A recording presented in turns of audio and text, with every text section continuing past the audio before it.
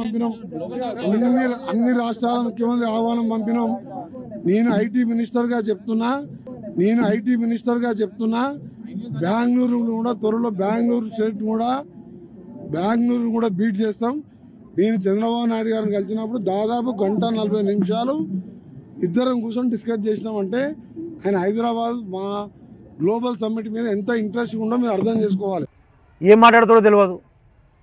నల్గొండ కోటడెంకరెడ్డి తాగి మాట్లాడు, ఇక్కడ ఒకటి తాగి మాట్లాడు, ఆగం ఏం మాట్లాడుతాడు, నోటికి ఎంత వస్తే అంత చేయి. నేను కాదంటాను, ఇది అభివృద్ధి చేసిన చెయ్యి.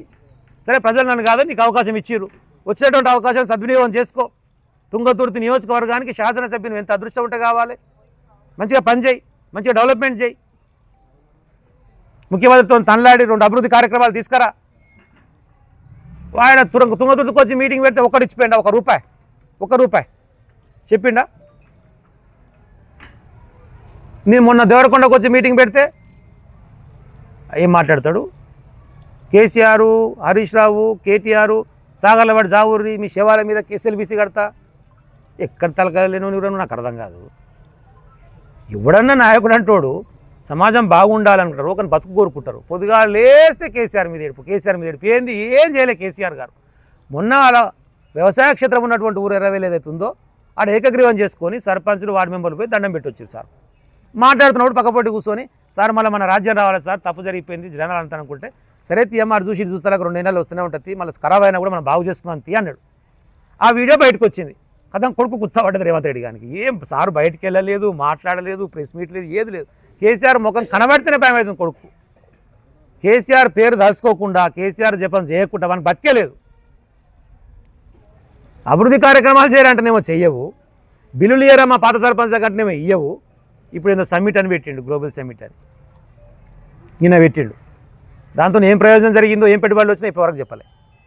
ఎందుకంటే దావూస్ పోయిండు, ఆ వచ్చాను ఇంగ్లీష్లో మాట్లాడే న్యూక్లియర్ చైన్ రియాక్షన్ అని మాట్లాడే కదా. అయ్యాల కూడా 240 చాలా ఇట్లా ఇన్ని అగ్రిమెంట్లు ఆయన అన్నాడు. ఎక్కడ పోయిన అగ్రిమెంట్ ఇయ్యాటి వరకు ఓని తెలియదు. జనాలు తిడుతూ ఉన్నారు. నోరు తెరిస్తే బూతులు. వీడెక్కడ ముఖ్యమంత్రి? ప్రతిపక్షంలో ఉన్నప్పుడు సరే ఏదో మాట్లాడినట్టు అనుకున్నాం, కానీ ఒక రాష్ట్రానికి ముఖ్యమంత్రి అయిపోయిన తర్వాత ఏం భాష అయింది? పొద్దుగా లేస్తే కేసీఆర్ మీద పడి చేస్తాడు.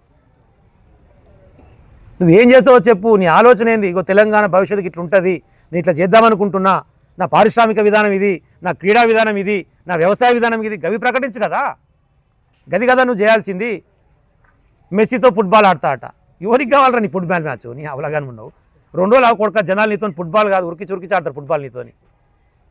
మెస్సీ అంటే వాడికి తెలుసా మనోళ్ళకు? జనరల్గానే భారతదేశంలో క్రికెట్ ఎక్కువ ఆడతారు, ఆ ఫుట్బాలే తక్కువ. ఆ మెస్సీ అంటే ఆయన ఉత్తగా ఇట్లా ఒక యాడ్లు ఇట్లా కనపడితే, 1 నిమిషం కూడా కనపడితే 100 కోట్లు తీసుకుంటాడు. ఇప్పుడు వీడు పిలిస్తే పుణ్యానికి వస్తలేడు, వాడు పైసలు తీసుకునే వస్తుండు. ఇక సోషల్ మీడియాలో అయితే మెస్సీ వర్సెస్ మేస్త్రి అని పెట్టాడు. గుంపు మేస్త్రి కదా ఆయన పేరు. ఆయన మెస్సీ, ఇటు మేస్త్రి, మెస్సీ వర్సెస్ మేస్త్రి అని పెట్టారు. ఈయనకెందుకు మెస్సీతో పని? ఈయనకెందుకు ఫుట్బాల్ మ్యాచ్? తెలంగాణ రాష్ట్రాన్ని పరిపాలించడం ముఖ్యమంత్రి కాబట్టి నేను ఫుట్బాల్ మ్యాచ్ ఆడుతుంటే ఈయన ఏం చేయాలి? ఈయన మ్యాచ్ ప్రాక్టీస్ చేస్తేందుకు, ఈయన మునగాడు పెద్ద ఫుట్బాల్ ప్లేయర్ అని, ఈయన ఓన్లీ ప్రాక్టీస్ చేసేందుకే ఎంసీహెచ్ఆర్లో 5 కోట్లతో స్టేడియం కట్టిండు. ఈయన ప్రాక్టీస్ కోసం అట 5 కోట్లతో స్టేడియం.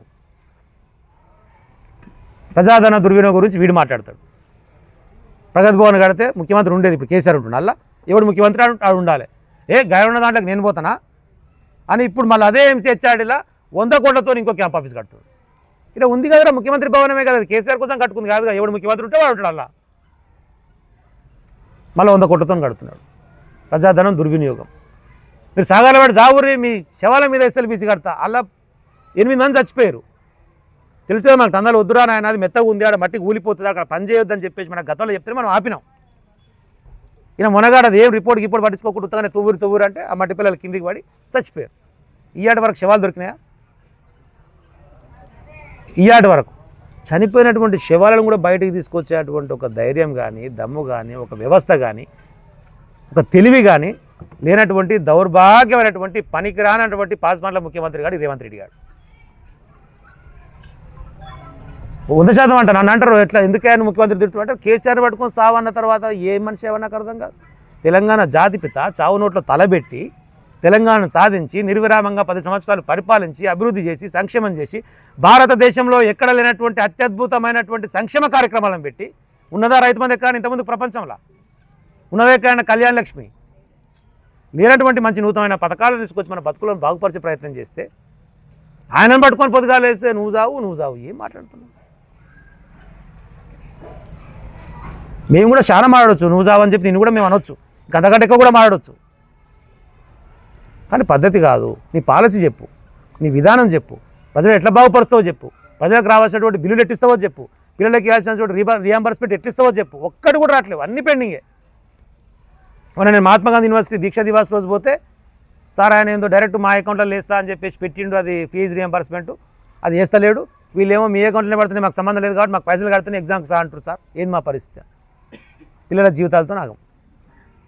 ఆయనే విద్యాశాఖ మంత్రి చక్కదనం, మళ్ళా విద్యాశాఖ ఆయనకానే పెట్టుకుండు. ఆయనకు చదివే రాదు, ఆయనకి ఎందుకు అర్థం కాదు. హోంమంత్రి ఆయనకానే పెట్టుకున్నాడు. మర్డర్ల పర్సెంటేజ్ పెరిగింది, మానభంగాల పర్సెంటేజ్ పెరిగింది, క్రిమినల్ క్రైటీరియా మొత్తం పెరిగింది ఆయన కాడికి వచ్చిన తర్వాత. హోంమంత్రి ఆయనే, విద్యాశాఖ మంత్రి ఆయనే, ముఖ్యమంత్రి ఆయనే, మున్సిపల్ శాఖ మంత్రి ఆయనే. ఒక్కటి సజగా సాగదు. పొద్దుగాల 10 గంటల వరకు వసూల కార్యక్రమం. పొద్దుగాల ఇవ్వగానే మీరు ఎప్పుడైనా చూడరు, పొద్దుగాల ఎక్కడ కనబడాడు, ఎవరిని కలవడు. అనవసరంగా అప్పుడు కేసీఆర్ బదనాం చేసి కేసీఆర్ అందరినీ కలిసి అన్ని సమస్యలు పరిష్కరించారు. కలవంది వీడు, ఇప్పుడు ఉన్నటువంటి ముఖ్యమంత్రి. ఒక్కని కలవడు, ఉంటున్నాడు. కలిసింది చూపిరు నాకు ఒక్కటి. ఓ ఎమ్మెల్యే కలిసింది చూపిస్తారా ఫోటో? నాకే కారణం ఒక్కని కలవాడు. సెక్రటరీకి వస్తే ఎమ్మెల్యేలు వచ్చి కలుస్తారని చెప్పి ఆ కమాండ్ కంట్రోల్లో దాచుకుంటాడు. ఆ పోలీసు వాళ్ళకి కట్టించారు కాబట్టి బంజారాహిల్స్లో ఆ పోలీసు హైదరాబాద్ కమిషనర్ కోసం కట్టించారు. ఇక అల్లాకి మొత్తం పోలీస్ సెక్రటరీ ఉంటుంది కదా, వీడొక్కడు రయ్యిన అల్లాకి పోయి దాచుకొని అల్లా కూర్చొని మాట్లాడుతుంటాడు. ఎవరిని కలవాడు. ఎందుకంత భయం? ఎందుకంటే వాళ్ళు ఎమ్మెల్యేనే తిడుతున్నారు. మహబూబ్నగర్ ఎమ్మెల్యే రాయలే, ఎన్ఎస్ యూనివర్సిటీ ఆయనే రాసిండు.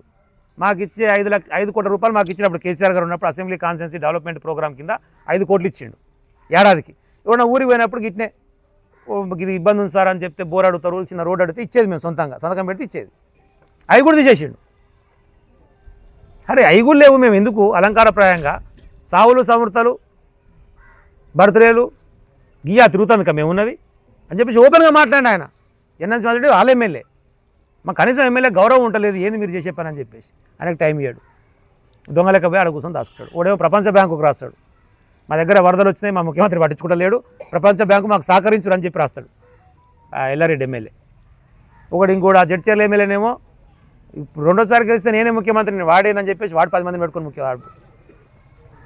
వాడేది నేనే ముఖ్యమంత్రిని అంటుండు వాడు. ఏమన్నా శృతి లేదు. ఏం చేయాలి? అన్నీ ఉన్నటువంటి బిల్లులను సాఫ్ చేయాలి, వచ్చిన కాంట్రాక్టర్ దగ్గర పైసలు తీసుకోవాలి, పైకి పంపించాలి, నా సీటు కాపాడు.